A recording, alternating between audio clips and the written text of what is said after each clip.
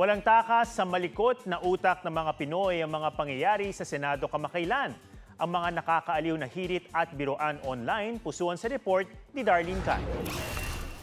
I don't think there's any question. For the record, Mr. President, I still have the floor.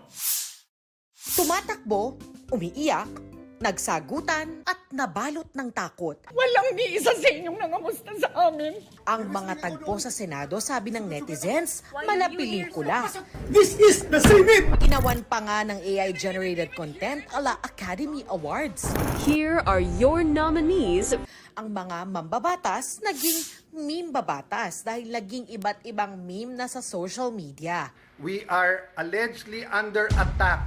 Ang pagtakbo ni Senador Ronald Bato de la Rosa para takasan ng arresting team ng NBI, literal na nilaro. Ang web game tinawag na Senate Run.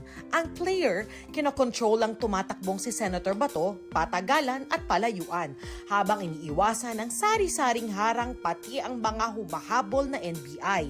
Dahil kung hindi, satire lang daw ito para magbigay aliw ayon sa creator at developer na si Jopel Mandak. Hindi ko na-expect na magba-viral po siya since ayun nga, for fun lang din. Tapos madali lang din kasi siya talagang gawin. So if ever developer ka talaga, masasabi mo na ang dali lang naman gawin ng game na yun. Dahil tinangkilik, plano niyang i-upgrade ang laro at gawa ng Game 2 na tatawagin niyang Call of Senate. Parang base po siya sa Call of Duty. Ayun po. So parang binase ko po siya doon. So, ang aking para manalo ko, kailangan Magpaputok ka lang sa Senate Hall, kahit saang part po dito. Parang ganun po. wala akong binabaril. Wala po. Kasi ganun naman po yung nangyari. Parang padamihan lang po ng top. Kasi every top mo, parang 1 point na po agad yun. Magkaka-game din na base naman sa iyakan. Ang kinakausap mo, kakamustahin mo. At pati sa sagutan sa plenaryo. Ano pa nung game yun? Palakasan ng sigaw? Yes po.